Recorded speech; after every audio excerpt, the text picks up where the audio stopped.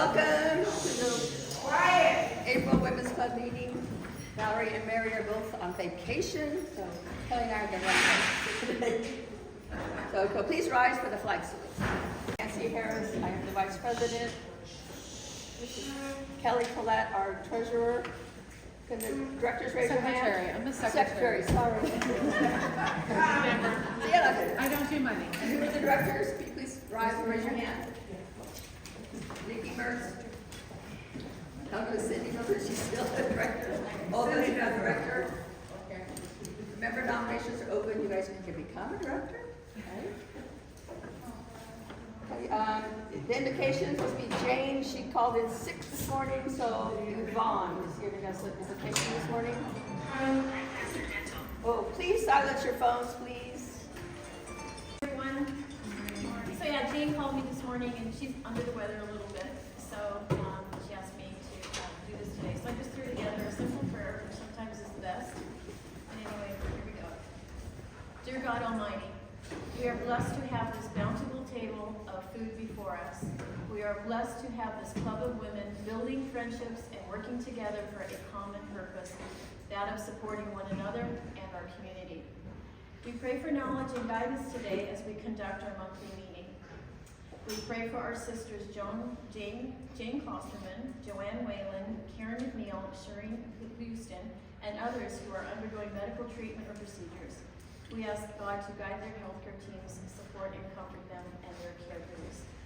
So if we could take maybe 10 seconds or so to add your own personal intention.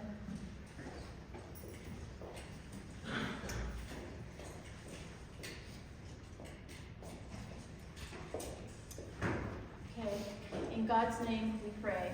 Amen. You stand and say your name. Introduce yourself. Hi, my name is Jenny Narciso. She's a customer of the shop.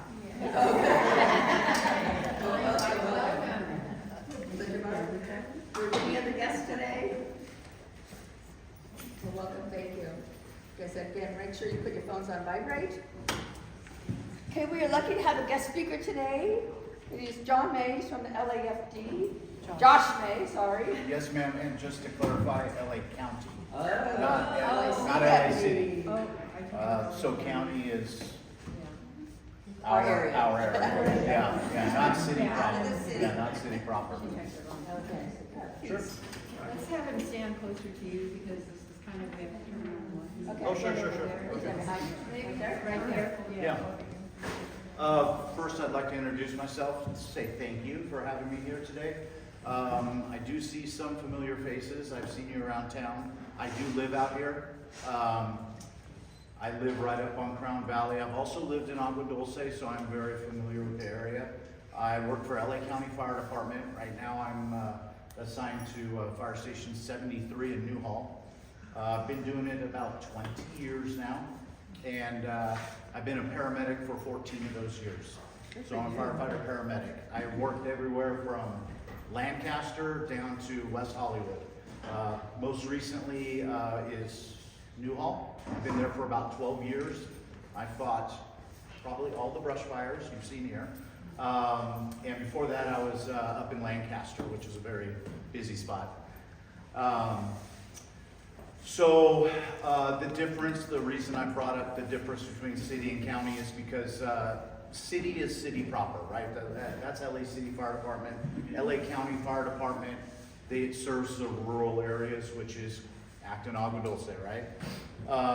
So a lot of people just throw around LAFD, and in the grand scheme of things, it doesn't matter, but to us it does. All right. There is a couple, talking about what we do for a living and answering all your questions probably could take all day. So I wanted to touch on probably the most important topics, right? And given our most recent events, the Palisades and the wind-driven fires that we just had, it's probably good to talk about those things, right? I'm sure everybody has a lot of questions. And for all intents and purposes, it was like a very unprecedented event. We had the perfect winds with the perfect amount of fuels in the perfect areas, and it took down entire communities. And you know, we're at risk for it too here. You know, we get the winds, and when they start blowing and somebody lights off a fire, there is no stopping it. And to be clear, it could be anything from an accidental fire to, we do have firebugs that watch the news just like you and I, and they plan for these events too.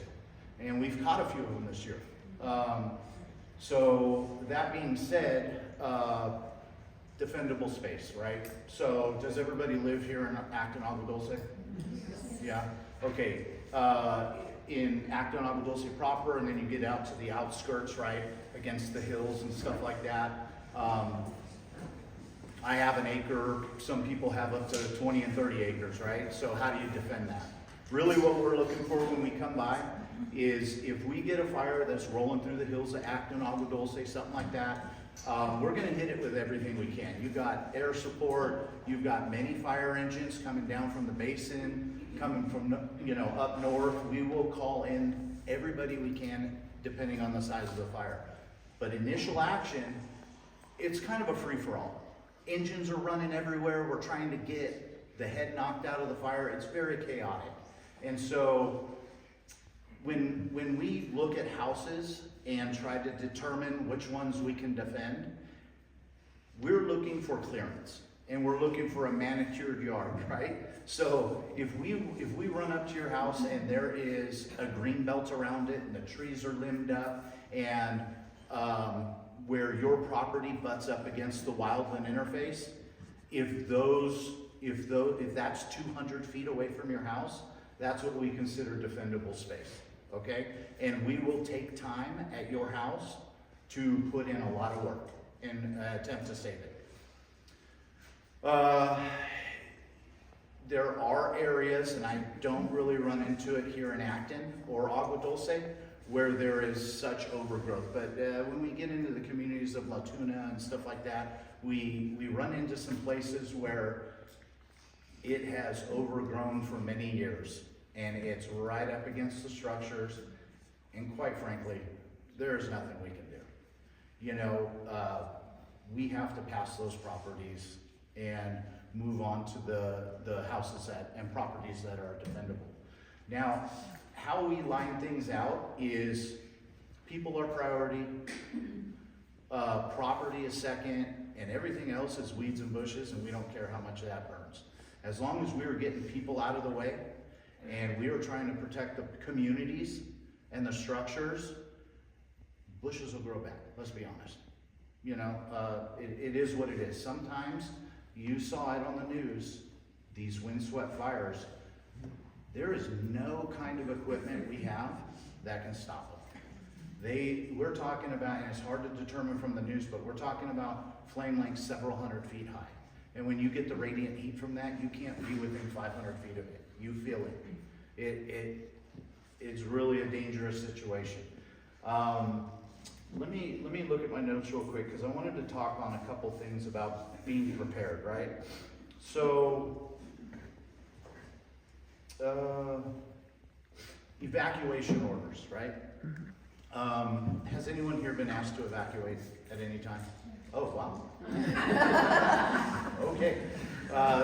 That's most of you. So, this is a touchy situation for us and law enforcement, and here's why. Because there are many people who will tell you, stay back and defend your structure. And that is case dependent, okay? And person dependent, right? So if you have the ability to defend your property, I would say sometimes it's okay to stay. Here's why. Because we're there. You will see rigs all over the neighborhood, parked in strategic places, and you know what happens? Here's what we do. This isn't going on YouTube or something, right? Oh. I'm just kidding. Okay, so what happens is we pull all the rigs. If it's blowing through a neighborhood, we pull the rigs up, we deploy our lines, And guess where we go? Usually, if it's a heavy fire front, we go inside the house while the fire blows through, and then we come out, engage our lines, and put out any of the eaves that are on fire and stuff like that. And so I've noticed out here, a lot of people have pools. And they also have, if you're not on county water, they also have pool pumps. And then if you're on a well, you have 3 to 5,000 gallon tanks, right? Sometimes bigger. That is a lot of water sitting there. And we like to use it. If we come up, we'll hook right to your tank and use it. But you guys can use it too. You can hook up a water pump and have a line. And this is, let me be clear, this is body dependent, right? If you're 90 years old on a walker, I don't want you doing that, okay? If you're able-bodied and able to move around and you have help and stuff like that, it's a realistic scenario. However, this is a big however. If buildings are burning, time to go, okay? Because once it gets into the heavy fuels, like your house, and this house is on fire, and it starts burning this house, and it starts burning this house, and it's backed up by winds, there is nothing we can do. You saw that in the Palisades. The entire city burned to the ground, and there was nothing we could do to stop it.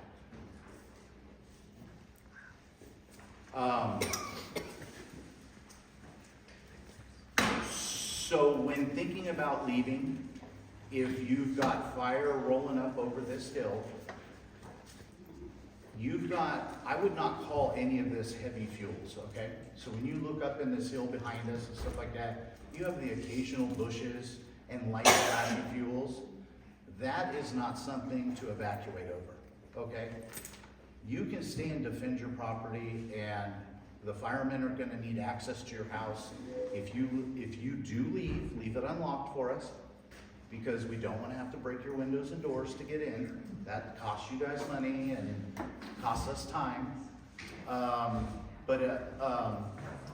If you find yourself in a place like down in Latuna Canyon, down in the basin where the fuel load is very heavy, and we're talking brush that's been there for 60 years and it's all overgrown, those are heavy fuels, stay out of its way. There's nothing you're gonna do. But most things here in Acton, I've driven all over Acton here. I live here. I've lived in Agua Dulce. I can tell you most places around here, it's very realistic to stay and defend your property, right? You know, because it kind of rolls around the outskirts of and we're real good about getting all the engines here. The helicopters are overhead. You know, it's the first time you see a couple brush fires, it's gnarly, it's scary, but I mean, there's guys right up there on the hill next to it, you know, putting out that fire and working on it. The copters are doing dumps, the DC-10s are coming over. But when was the last time you ever saw it get into the neighborhoods here in Acton? I can't remember a time, right? So we're just being realistic, and we're talking about this area. Now, here's another topic to talk about. Because we get into air quality and some other things, right? When big brush fires are burning. And we've dealt with it here a couple times. But some people might not want to stay while there's a fire burning, and that's totally acceptable. But this should stimulate some thought, and really stimulating some thought is where good ideas come from. And I would just like to go over like a couple things to think about, and then I'll have like a specific question answer period. Maybe I can answer the questions, but if you have questions, I'll give you the time to ask those. But you know, we have a specific fire season, right? Right around October-ish, I start to expect like the winds to start coming up, and we're talking about Santa Ana specific winds, right? So it's hot winds, it's moving in a fast mile an hour, and it can carry embers and carry heat and carry that fuel and burn a lot of stuff. So from October to December-ish, we're always in the ready on the fire department. That for us is the big fire season. And I would say say that that's about the time you guys should be going every year, talking about it. Do we have our documents in one place where it's easy to grab? That is not the time. If deputies are driving around saying, hey, it's time to go, and you decide to leave, that's not the time to start going through the house and the files and stuff and pulling out important documents that you're gonna need, right? Do you have cash in your wallet, right? Sometimes when the electricity goes down, you can't pay for gas and stuff like that with cards, right? Good old-fashioned green cash. Keep it in your wallet during that time, I would say at least. And then I ran into this recently. I happened to be on for a week. The fires were burning. I came home to find they had shut the power off, right? Mm-hmm. And so I go down for my neighbor to get a couple cans filled for him. And on top of that, I was gonna fill my wife's truck because the next day I was getting ready to go to work for another week because they were keeping us there for quite a bit. And I got down here to the 76, and I don't know if any of you noticed this, but when they shut the power off, the lines were out to the street. And it was like a 30 to 45 minute wait. And every truck in town had 5 jerry cans in the back because they were filling it for their generators and stuff. And all I wanted to do was fill 1 can and fill my wife's truck, because of course it was on E. I'm not talking smack, just saying. just saying. I thought it would be a good idea to fill her truck, and I waited there for 45 minutes. You know, so that is not the time to fill your vehicle, right? We can all watch the news, I'm sure we all do, and the weather these days is very good about warning you of upcoming weather events, right? So when we know we're gonna have a wind event, the day prior, go fill up your vehicle, things like that. Top it off, be ready to go just in case. Do you have a plan for your pets and animals? A lot of people here have horses and stuff like that, and we do have the ability to get trailers in and get those animals moved, but geez, like my house, we were just talking about this recently this year because I have a bunch of birds that we rescued, we have some dogs that we rescued, we have a farm at my house. And what are we gonna do with all those animals? Now the saving grace is, we live up in Crown Valley in that little neighborhood, it's paved and you know, there's not a huge risk of anything getting going there. So, you know, but it's food for thought. Because I don't know what your guys' houses and plans and lives look like. And so this is just to stimulate some thoughts so you can come up with something and maybe talk to your loved ones and maybe get a plan in place, because if you're trying to throw the entire farm in a truck that's on E and you have no cash, we got a problem, right? Where are you gonna go and how are you gonna do it? So this is just some food for thought, right? So on the power thing here, recently they love to shut our power off. And I have nothing to do with that, that is Edison. But you know, my neighborhood has it happen, okay? So does everybody here have an alternate power source that they kind of go with? I know Tesla batteries is a thing. Solar is not a thing, but solar just feeds the grid. So solar is not a backup power option. There's standalone generators that you back feed the house with, and there's whole home generators. Everybody's kind of got a plan for that? Okay. For us, whole home generator was the best thing for us because it runs on natural gas, and the only time that really shuts off is with an earthquake, breaking the lines or shutting off the valve or something. And for us, we can run it on propane too. Now, before that, we had a standalone, I think it was a 7,000 kW generator that I rolled in front of my garage, made sure it was fueled up, and then I had a special cable mate that plugged into the 220 circuit where the dryer was, but it's enough to run the refrigerator and some ceiling fans and some lights. And so you have TV and news, right? So you can keep up on the latest events. Do you all know how to hook that up? Might be good to run through it. Might be good to run through it. Just food for thought, food for thought. Have whoever does know how to hook it up, have them go through it with you. Because I know my situation before we went to the whole home generator was a dangerous situation.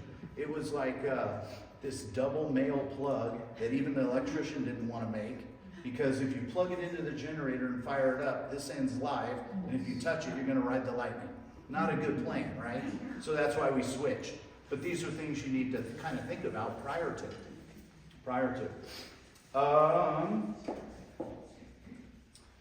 Did I cover enough on defendable space as far as, I just had a question about, if you're gonna defend your home, yeah. it won't matter if you're on public water or your big water storage tank as to whether or not you can do it very well. Obviously, a garden hose is probably not gonna be enough. You're just saying peeing and pissing in the wind? A garden hose doesn't do much. Yeah, so what But- kind? Yeah. But there's a but to that. The fire front blows through, right? So it rolls through the hills behind your house, maybe burns some fence line, and you're worried about some embers in your eave. I know that's a real thing for us. So when we're driving by houses, we're looking to see if any smoke's coming out of the eaves. And what we do is we have what's called reel lines. They're not much bigger than your hoses on the ground at the house. But those do a lot. You just walk along and spray under the eave, and any embers that might be in there, if you coat the outside of your house with a garden hose, afterwards, it's gonna put out, potentially, whatever's there. Now, there is the potential for embers to blow in places that, there's cracks and crevices and everything, and there's just no way to guarantee, and that's kind of our job. If you see something really getting going, you call and go, hey, we are in this fire and I need an engine here now. Because at that point, we might have to start tearing some of the house apart to get to the ember, right? Because that stuff will blow into your attic, right through the screen with heavy winds, and get into the structure of the house. And if it buries itself where two boards come together or something, it just sits there and pumps around. And it can do that for 6 to 12 hours and then light off. And when I'm talking about this, I'm talking about like the fires we just had, right? Where it's heavy fire blowing through the houses and the neighborhoods and stuff. This also comes into play if the house next door to you catches on fire. And it could be a structure fire that wasn't started by winds or, a brush fire. I've been on a couple fires out here where some dude's welding in the garage and catches his garage on fire. The whole house catches on fire. By the time 80s and 81s gets there, there's a real threat to the house next door. And we call that exposures, right? Exposures to the south and to the north, and we will attack those as necessary. But I've seen a garage fire catch the next house on fire. It just, but that's the time where you could be out there with the hose, out front, spraying from a distance, of course. You can do a lot with a hose. You really can.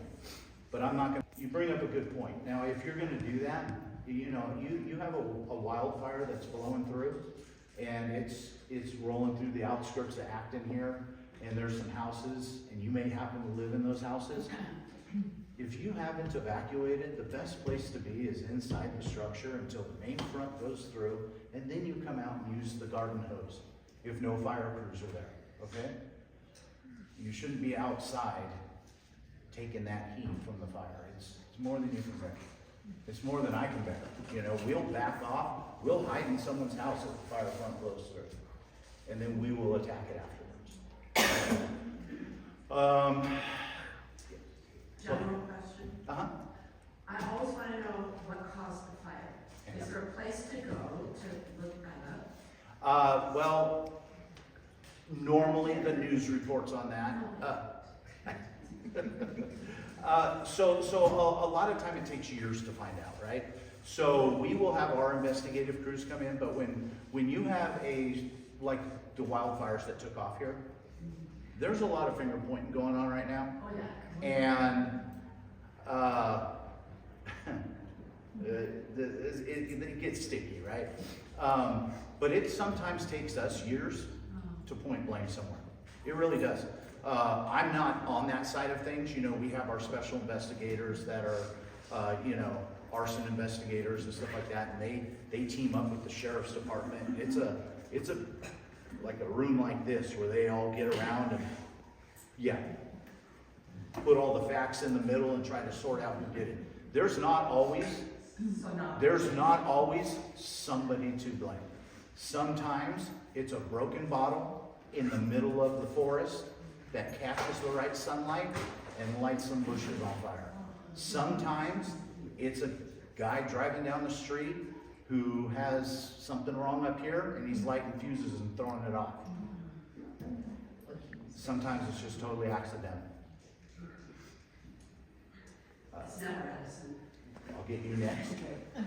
So, this is sort of the head of the thing, but if, God forbid, this best project goes through, are you guys, They're talking about it. Yeah, they're talking about it, and here's why. You get into all sorts of sticky stuff with we're talking about the battery storage, Yes. right? Okay, yeah. That's gonna be considered for us a target hazard, because if something burns around there, you've got all kinds of toxic stuff that can get into the air. And batteries, as you know, burn hot and burn long, and it can be an issue. I know that they're talking about ways to approach that, and it would be calling it a target hazard, and there would be, you know, a special plan in place for dealing with a fire that involved that.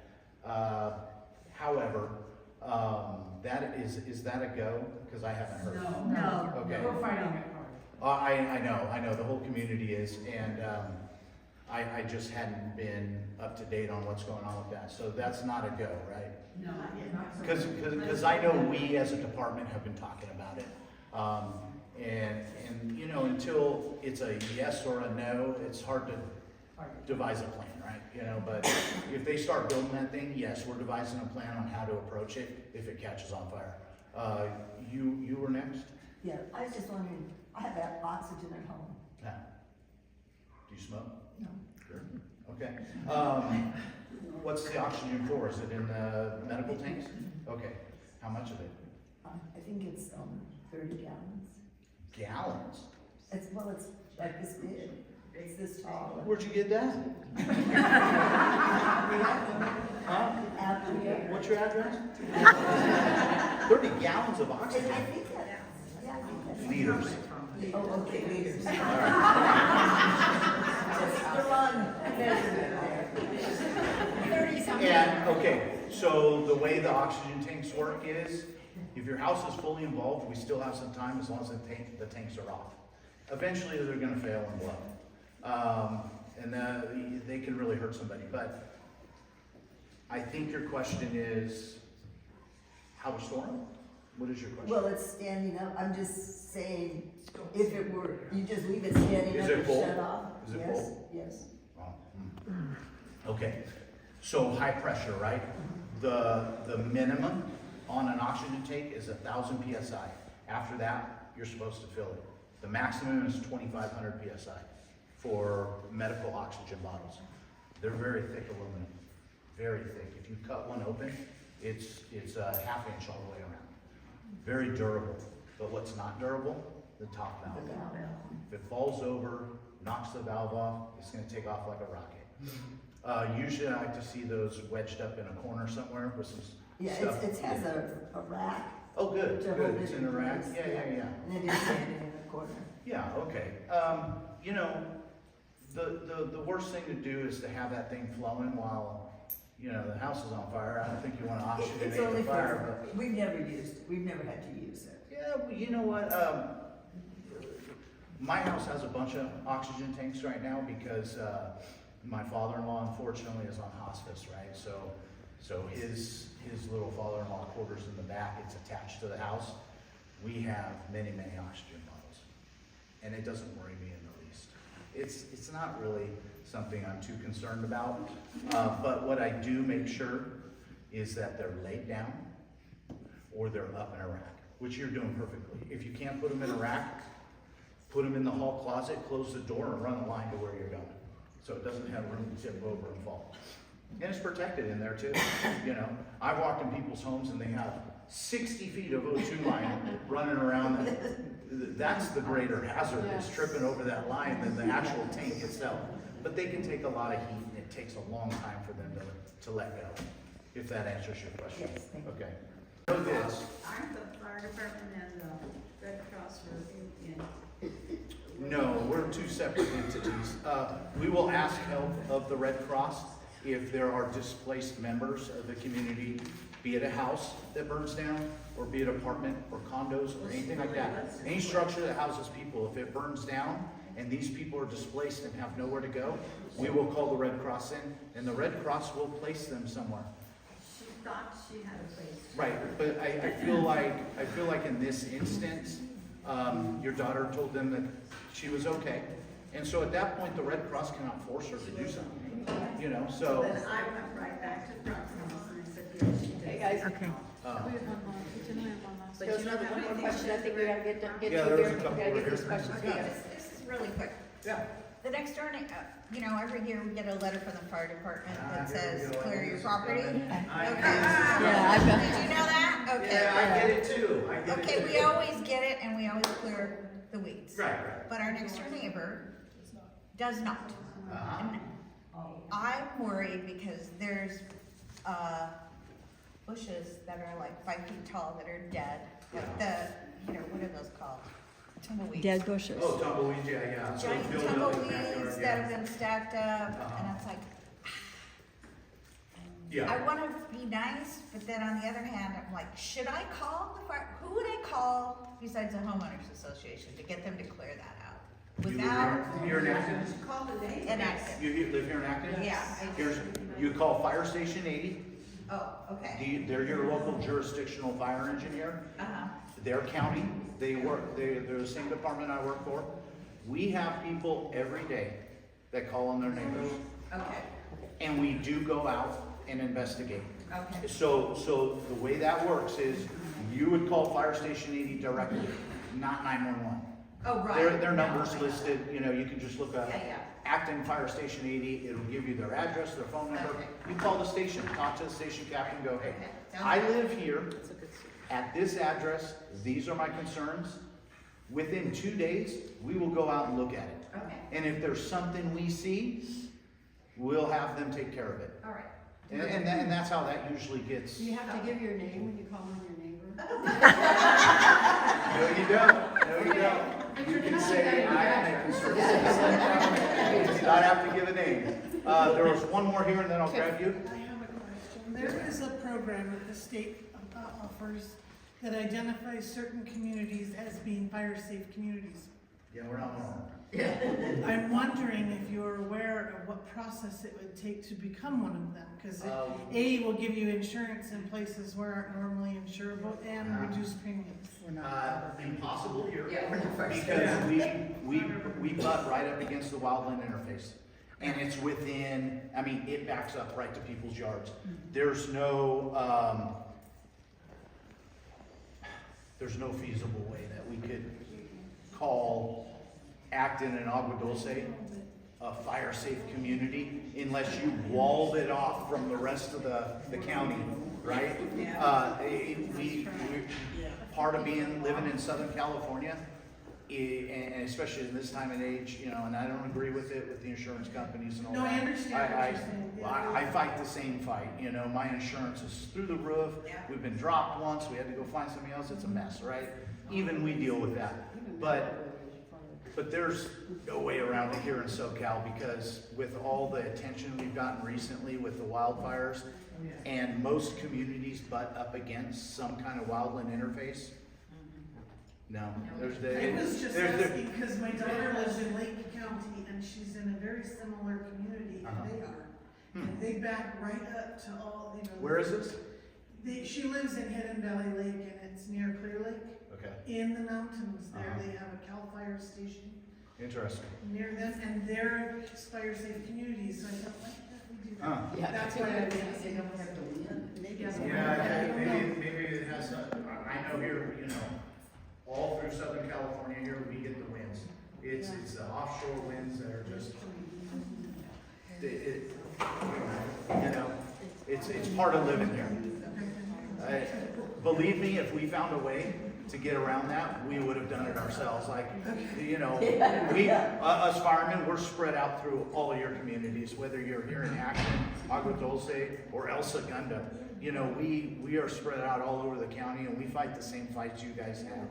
You know, it's when you're talking about insurance and stuff like that, it's all bets are off. At the end of the day, they're in it to make money, and they, you know, it's just my opinion, but you know, they'd rather not pay on our houses if something happens. Just my opinion for the camera. You had a question? Hi, Josh. Hi. It's Maggie. How you doing? I'm Tricia. You know, I wanted to point out, back to the generators. Yeah. Because this is really serious. I saw you at 70 degrees not too long ago. Yeah. I'm not coming back, I'm sorry. What happened? I had to retire. Oh, good for you. I've been gone 2 years now. Oh, good So for you're you. stuck with all the other idiots. Anyway, I really seriously want to say about the generators, how people now are putting in the temporary, you know, the temporary hooking to their panels in their house. And it's the, you know, the men, the husbands that are thinking that this is good to do. It is, but it should be done properly, and there's a big safety issue with that. 100%. I If agree you with have that generator going and that, somehow that main breaker gets turned back on when the power's re-energized, you're gonna blow the transformer off of the pole, and he's gonna be coming out, putting out a big fire that's gonna start. And I've been seeing it, my neighbor has it. Yeah. The man put in a plug-in plug, he wired it directly into the panel. Yeah. He has the main that he says, oh, I shut that off, I'm the only one. But if, what happens is, I told him, could happen, the generator run out of gas, you're not around, maybe your son or daughter comes home, or your wife doesn't know what your procedure is, and she thinks, oh, maybe the breaker's messed up, she sees that main breaker shut off, and she turns it back on with the I agree with you 100%. And I've been seeing it. This is when I brought up backbeat barriers. There's, she's 100% correct. There is a much better way of doing that if you're gonna run a separate generator. And that is to run an extension cord into your house and plug your refrigerator in. Yes. Right? So you're not blowing up transformers and stuff like that. If you do look into your panel, you want it to be checked out by a licensed person that can give you a proper tag out, shut off on that main breaker, so nobody can touch it except the person that say basically has the. And like when if you go to a whole home generator, like we finally did, Yeah, it's the a whole home is Generac, great. they include something on the wall to Yes. where it detects if the main power comes on, it shuts off the generator, and vice versa, if it But detects I've power. seen it happening. Yeah. The Yeah. husbands are doing. Excellent point. Okay, come on, you guys, we gotta go. Excellent point. yes. I want to thank you guys.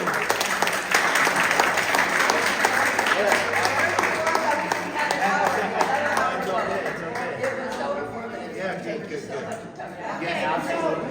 Okay, wait, one quick question. One quick question. Gail, turn off the.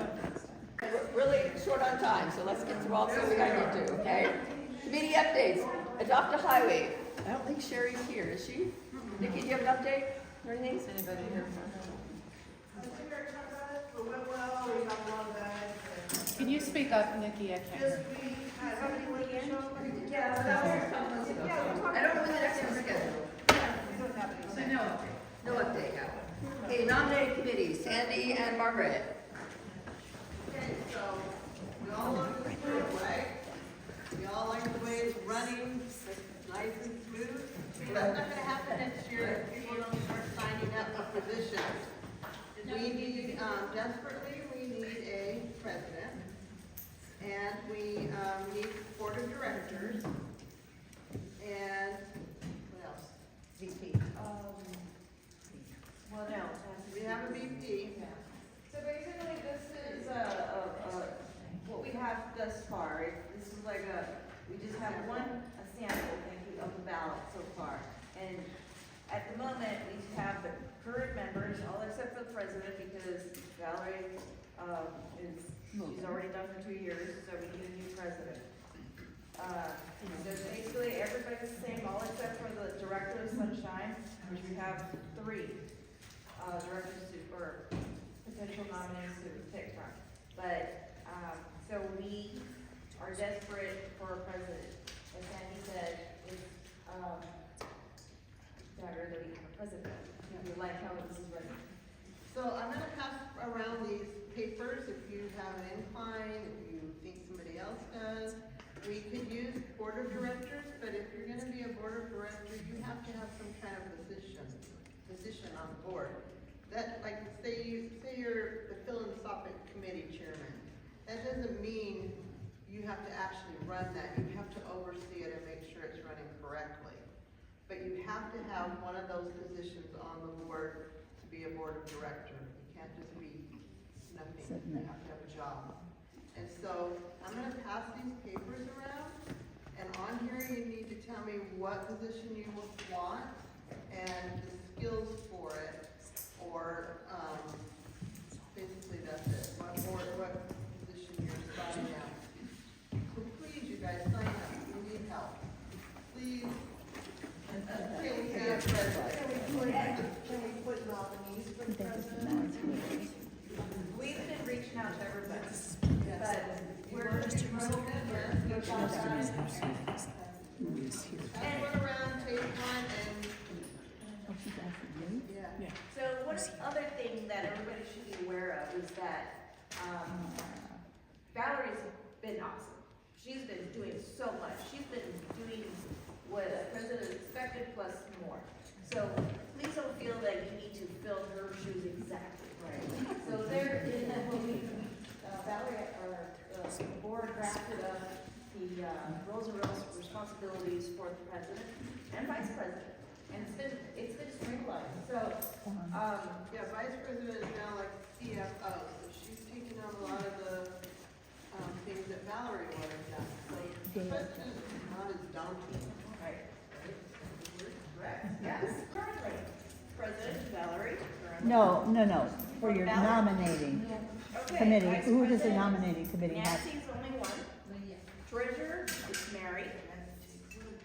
Secretary is Kelly, thus far. No one, so if I'm just naming one name, that's because no one else has, stepped up to be added to the nomination.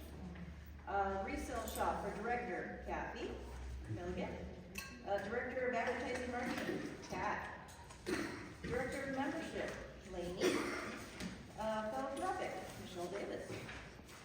Scholarship directors, at this point, we have a new nomination, that's Sandy Kunis. And then, community events coordinator, Nikki. And Sunshine, we have Carrie McLean, Gay Robbins, and Cindy Miller. Sunshine? No, director. Yep, director of Sunshine. Oh, I didn't ask for that one, no. It's a committee. I just wanted to be a director.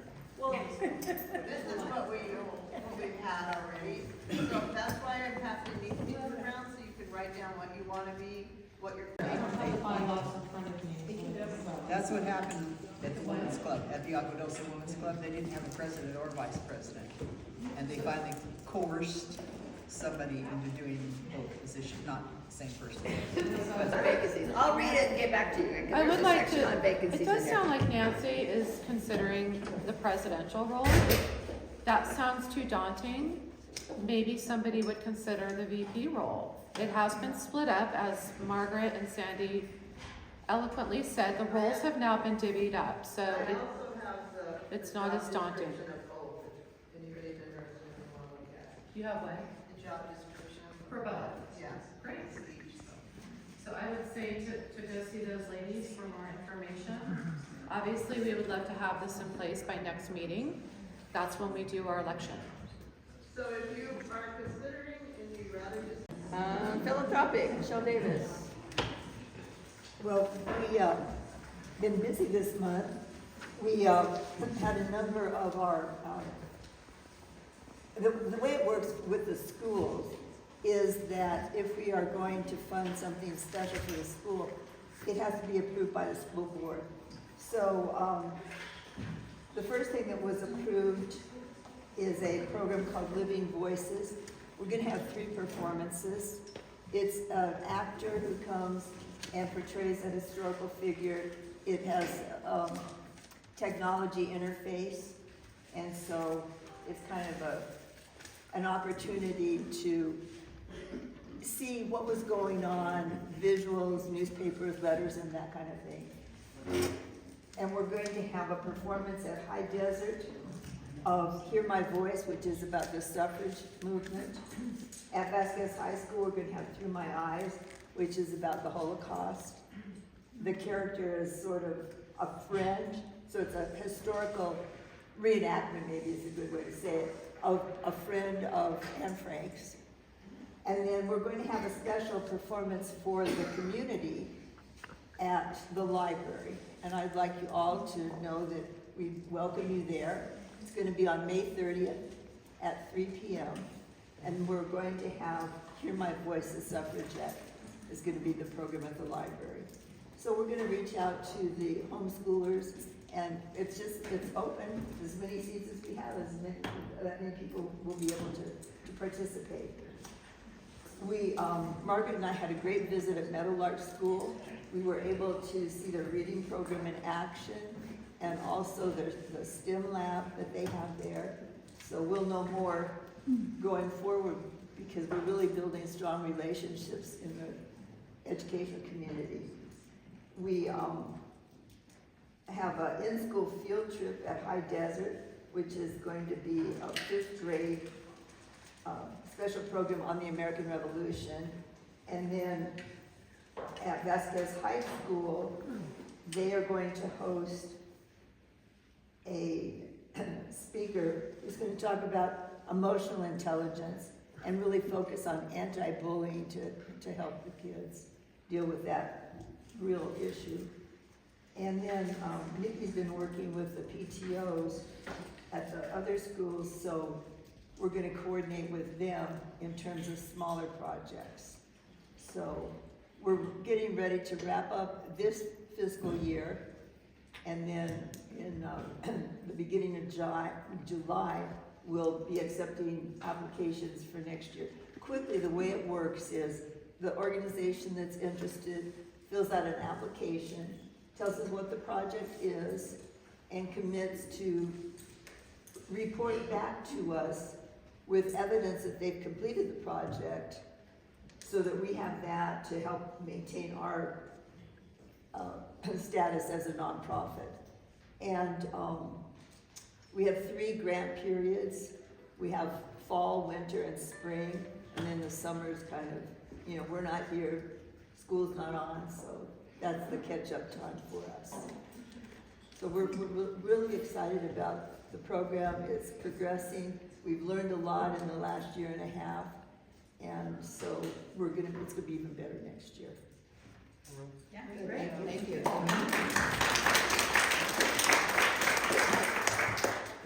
Scholarship Committee, Kelly Collette. So our voting will be Friday, May 2nd at 9 a.m. at Stallion Meadows Clubhouse. So please come if you're interested. There is a sign-up sheet. We want to have some refreshments. It's a 2 to 4 hour process. So come ready to review scholarship applications, and you are supposed to stay for the whole thing. We will be voting, but we also work as a committee. Kim, do you have anything to add to that? No? Just Okay. that they have to stay for Okay. What date was that? It's May 2nd. It's Friday, May 2nd, 9 a.m. at Stallion Meadows. And there's a sign-up sheet on that, Sandy, on the table, and it's got the date.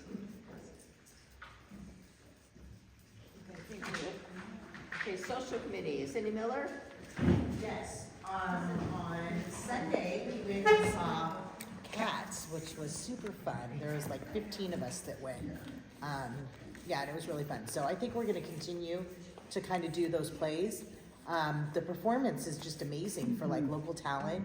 One of the ladies who we're talking to, she's a school teacher at Saugus.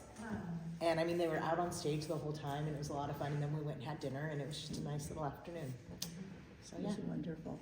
Thank you, yeah, it was very fun. So Sunshine Committee. Karen usually gives out She the does, gifts. is that, well, the new birthday. Oh, that's right, I'm sorry. But Sunshine Committee, honey. Birthdays are later, hold on. Yeah. Okay, next treasurer's report. Mary is out of town, I think county. Okay, so I'm reading this from Mary, so please bear with me. The CD balance is $25,823.98. The money market balance is $64,073.23. Our checking account balance is $3,625.58. Outstanding checks and expenditures is $1,089.28. The QuickBooks check register balance is $2,536.30. March shop income was amazing. It was $13,075.54. Now you're probably wondering if you ever pay attention to our checking account, why it is so low. We did have somebody attempt to open a Venmo account. So the bank basically told us the safest thing for us to do was to go ahead and transfer our money into the money market account and leave a small balance into our checking account until that's totally clarified. Before the end of our fiscal year, which as you know is June 30th, we will be allocating scholarships in the amount of $20,000, up to $20,000. The Philanthropic Committee has its final grant, and then we just have general expenses for the club. Any questions? No? Thank you. Thank you, Kelly. My pleasure, thank you. For also Kelly. Oh. Lots of hats today. So I emailed the minutes out from the March meeting. Did anybody have any corrections? No? Okay, so I just need somebody to make a motion to approve them. I move that we approve the minutes. Okay, I Seconded by, saw a hand over here. who wants to second it? Karen? Okay, so Thank any you. discussion? No, so you actually have to make the vote, ask for the vote. Oh. Like all those in And we favor? accept the minutes as written. Aye? Aye. Any opposed? Okay. Thank you, Grace. The minutes accepted. I don't have these part. Next, resale shop update, Kathy and Lainey. Okay. A lot happening. First of all, before I forget, Yvonne wanted me to thank all of you very, very much for all the wonderful jewelry you donated at the last meeting and throughout the month and what, etc. She does have a donation basket as we come in the door. She'll continue to have that probably from now on because it worked out really nicely for her. And so real fast, we had something different this last month, which I think was probably part of our bump up in one weekend we made $4,000 to the Dollar Day in women's clothing. Oh my gosh, I got a call from Belinda and she's like, can you call Nancy? We're running out of clothes. And I'm like, okay, well, I'm on the freeway. I'll be right over and see what I can do to help you out. But anyways. Yeah, 2.5 hours after, by 12:30, they're calling saying we're out of It's not clothes. even 2 hours, you know, yada, yada. So that was an experience. Yeah. Anyways, and I happened to, and then last weekend we had our $5 bag sale, which we had several times, usually twice a year, to kind of get rid of the winter and the summer as seasons change. We didn't have a lot of women's clothing to sell for the $5 bag sale because the $1 sale was wonderful. I think we made more money, so we might do that in the future. Anyway, also hopefully in the last week, we've had a huge, huge change, and the leaders in the shop. I hope that everybody saw the email that went out from Valerie a little over a week ago. For those backing up just a little bit for those that you don't necessarily know, we have had for 5 years, Sherry, roughly, a classroom at the grade school across the street where our donations were dropped off on Tuesdays and also picked up by our shop ladies to restock, okay? We were told 2 months ago, roughly, we were gonna lose the classroom because they have more students signing up for school. Okay, good. We were gonna get a bungalow in the South 40 or whatever that direction would be, okay? And I'm saying to Sharon, how are we gonna lug all of our donations that we get at the sidewalk to the back? And now, the next day, we gotta lug them out, load them up in Nancy's truck, where like, take them over to the shop. Well, Sherry gets a notification as we're sort of trying to figure this all out. Guess what? We have to be out in 3 weeks. Okay, that then begat the whole thing going on and on. Therefore, we had an emergency meeting so that, as luck would have it, the business next door to the shop just officially closed their doors. The gentleman that owned that business totally retired, business no more. So there's some space next door to us. And some of you, and I think all of you, most of you, were at that emergency meeting because we have to get a little larger space, getting rid of the school, and a bit of an increase in our rent. So now, therefore, we're still scrambling. We had a meeting, it was unanimous, that it would be beneficial. Otherwise, if we didn't do this, and it's a longer story, so you should actually read your emails from Valerie. And there were minutes sent out. And too. minutes that Kelly, should be that you sent out. Yeah. And then you can always ask some questions later on. That we had to make this choice within 24 hours because getting the space that became available to us, losing the school. If we don't have the school and we don't have donations, that's it. Shop is done and over with, all the hard work the last 5 years, and then we're back to doing yard sales in the dirt, and all of us that have been there, done that, don't want to do it. So anyways, we, as of yesterday, we have the smaller space that we had, one direction from the shop, and all that stuff has been moved to the new location, with the exception of a couple of tables. Within the next 2 weeks, we're gonna start moving shelving and tables and donations from the school. And I would say by the end of the month, we will start taking donations at this new space that we have next door to the resale shop. So not at the resale shop, but literally next door. And we will keep giving you updates as this happens. This is a minute to minute, I will say. It's not even a day by day, it's a minute to minute. And thank you ladies that all showed up on Monday and Tuesday. I called in all my ladies to do the heavy work. I thought, Kelly Tino, she's strong. Kelly was there for 2 days. Maggie and Margaret and Nancy were moving oak desks that had to be moved for us to move stuff in. Maggie wanted to say something really fast. I want to thank everybody to thank Margaret for you all have to come to the shop. She designed a whole new checkout area. Yeah, we have a brand new. It is beautiful. Brand new, what would It's you call up to that? date, like 21st Sales century. counter? No, obviously like reception desk. It's like a reception desk, but it's beautiful. So you guys already moved or not? Yeah. Okay, you know how we had, well, the sales, now, not to be confused, ladies, hold on a second. The shop itself is still as. No, I know, Yeah. I meant the stuff into the new area. We had a separate unit that we've been using now for a year and a half, where we bring things from the school to that separate unit, which is almost next door to the beauty shop, okay?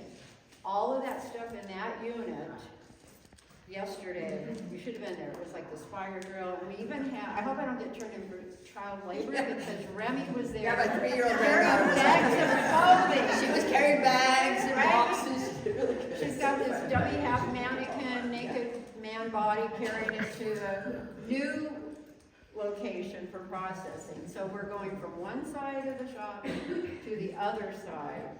And we'll get it organized, but it's gonna take us a couple of weeks. And unfortunately, I'll be gone for 2 weeks, so thank you for it. So when are you planning the school move? Are you? I gonna- don't know. Are you Valerie gonna is just going send out a to private have to text? deal with that. Okay. Yeah. And you guys are asking for volunteers, or you guys just gonna do it? Cause I don't know yet. The storage unit, as we call it, we've got that all moved because we had enough of our regular volunteers and a couple extras. Nikki was there and Kelly were there. They kind of came in and helped out. Now, when it comes to the school move, I don't know. Valerie's gonna be handling that. I know that some of it, I'll probably, well, first of all, we have shelving. For one thing, we have shelving, metal shelving, and big tables, if you've been there, that have to be moved. And I believe Valerie and husband and probably Terry Collette with the truck and trailer will be moving that stuff. And then we have the next step of bringing over any donations that happen between now and then. We're starting to, I don't know yet. It's literally a minute-to-minute thing, as I said. So we'll see. We know several people at the meeting last week raised their hands and said, let us know. We'll try to help. And it's, I mean, my perfect world, those tables and shelves would have been at the new location. So when we took this stuff, gone on a shelf, didn't happen. So it's all in the back wall, and we'll let you know. We'll let you know if we need some time. I will come over and talk to you. Okay, old business, the wine tasting event. You guys all picked May 14th as the date. There's a sign-up sheet over there. It is free for anyone who comes. We'll have charcuterie boards for little snacks and stuff, and we're gonna taste all their wines with a steward, and then we'll just start. Then we'll just enjoy some wine and some appetizers from like 2 to 5, or 2 to 4:30. They close at 5, so we'll try to get out before they close. Make sure you guys But sign sign up. up on the list there, just so I have an idea. You can come. If you don't sign up, it's still, I'd rather sign up. If you have someone in town, bring them, that's fine. It said it's a free event. We're using the leftover money from our raffles to pay for the wine tasting for us, okay? So please sign up. New business. Anything new? I was gonna talk about the storage location, but Kathy explained all the storage, so. Anyone has any new business to discuss? Good. Sunshine. Okay, Sunshine, birthdays, Cindy. We only have, we have like 7 birthdays.